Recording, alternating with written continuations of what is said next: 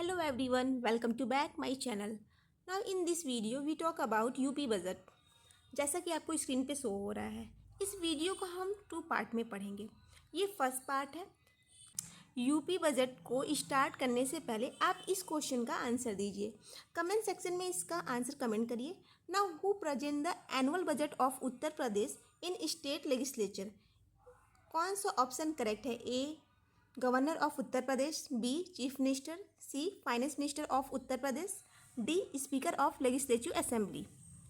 Comment section में इसका answer दीजिए। अब हम आते हैं यूपी बजट पे। यूपी बजट का टोटल अमाउंट है 9,12,696.35 करोड़। ये टोटल अमाउंट है। और अगर हम इसका ग्रोथ का बात करें तो ये पिछले ईयर से 12.9% ज़्यादा है। और इसे हम ये भी कह सकते हैं कि ये इस बार का बजट अभी तक के सारे बजट से ज़्यादा है, वो जो कि हर बार होता है।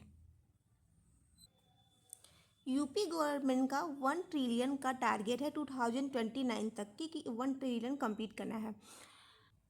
और यूपी विकसित या डेवलप्ड यूपी 2047 तक का टारगेट है। रेवेन्यू रिसिप्ट का ये रिवाइज डेटा है, एस्टीमेट नहीं, रिवाइज डेटा है 5,79,842 1 लाख करोड़, जो कि 2025-26 का है ये डेटा।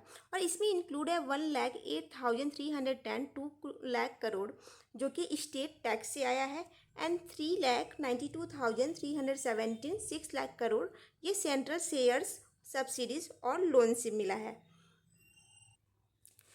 बजट का 19.5% कैपिटल एक्सपेंडिचर के लिए एक्सपेंड किया जा रहा है, एंड फिजिकल डेफिसिट जो है वो 2.98% है ऑफ जीएसडीपी का। अभी जो इसका फिक्स किया गया सेंट्रल द्वारा वो 3% है, और ये 3% के अंदर रहना चाहिए। फिजिकल डेफिसिट की वैल्यू हमें याद करनी पड़ेगी, क्योंकि कभी कभी एग्ज़ाम में फैक्चुअल क्वेश्चन आते हैं और डायरेक्ट वैल्यू पूछ लेता है, तो 2.98% याद होना चाहिए।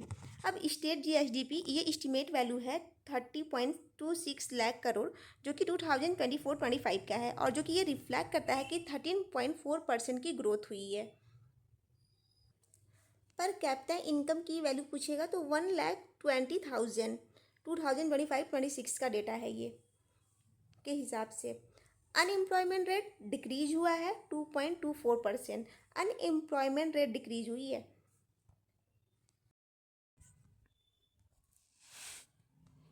एसडीजी इंडिया इंडेक्स में यूपी का रैंक 18 है, जो कि नीति आयोग द्वारा रिलीज किया जाता है। अब यूपी का जो रैंक 1 है ये एक्सपोर्ट प्रिपेयर्डनेस इंडेक्स 2024 में है। ये लैंडलॉक स्टेट में है। अब लैंडलॉक स्टेट क्या होता है? कोई भी स्टेट जो चारों तरफ से लैंड से घिरी हो। एजुकेशन में 12.4% एलोकेट किए गए हैं। एग्रीकल्चर एंड एलाइड एक्टिविटीज़ में 9% एलोकेट किए गए हैं, and health and medical sector में 6% एलोकेट किए गए हैं। Now infrastructure and capital project में 19.5% एलोकेट किए गए हैं।